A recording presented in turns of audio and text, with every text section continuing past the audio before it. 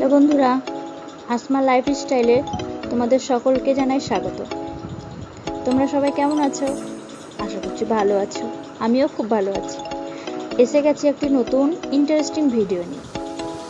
সবাই তোমরা বুঝেই গেছো আমরা কোথায় যাচ্ছি। হ্যাঁ বন্ধুরা, আজকে আমরা ঘুরতে যাচ্ছি হাজারদুয়ারি প্যালেস।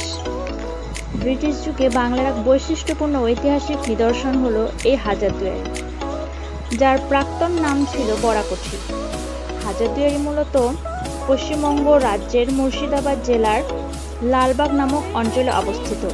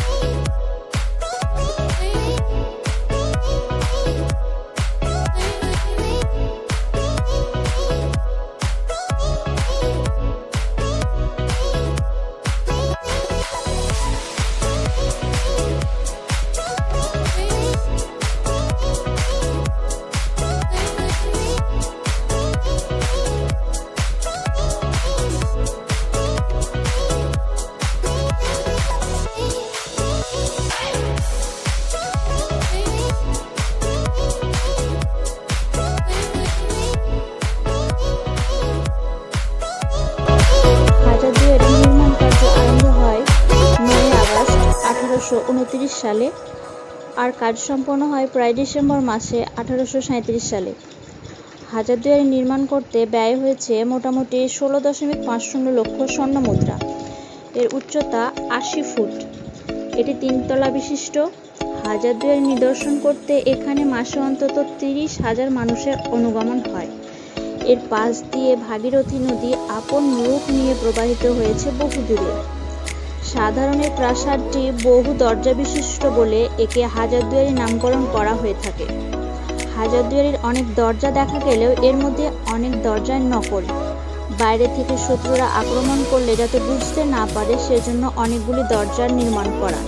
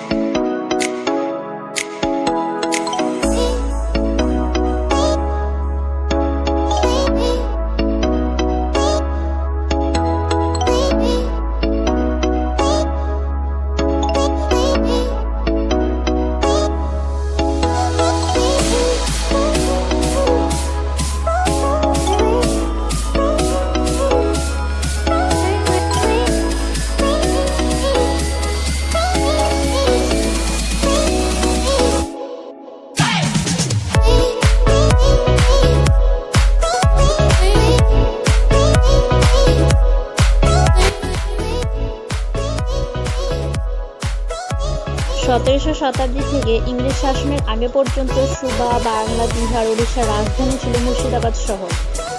এখানে রাজত্ব করতেন নবাবরা। এখানকার নবাব হুমায়ুন শাহ ইউরোপীয় স্থাপত্য দিয়ে এই প্রাসাদ বানান। অনেকে ভুল করে ভাবেন যে এই প্রাসাদ বুঝি নবাব সিরাজউদ্দৌলা তৈরি। না, এটা সিরাজউদ্দৌলা তৈরি করেননি। এই প্রাসাদ ইউরোপীয় ধাঁচে বানানো। 3 তলায় বেগম ও নবাবদের থাকার ঘর, 2 তলায় দরবার হল, পাঠাগার, অতিথিশালা এবং 1 তলায় নানা অফিস, গাড়ি রাখার জায়গা ছিল। তবে দুর্বল কাঠামোর জন্য দর্শকদের 3 তলায় উঠতে দেওয়া হয় না। শুক্রবার এই মিউজিয়াম বন্ধ থাকে। এর প্রবেশ মূল্য এখন মাত্র 30 টাকা।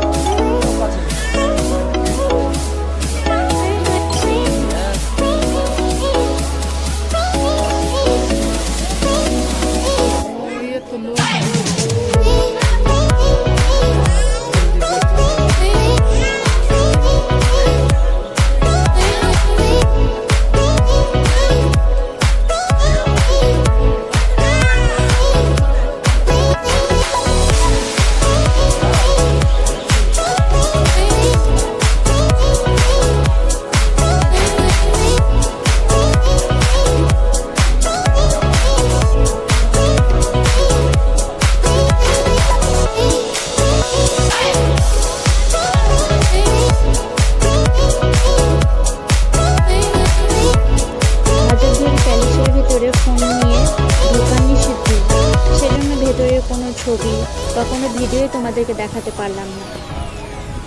তোমরা যাও, ঘুরে আসো মুর্শিদাবাদের ঐতিহাসিক এই নিদর্শন দেখো, খুব ভালো লাগবে, আমাদেরকে খুব ভালো লাগবে।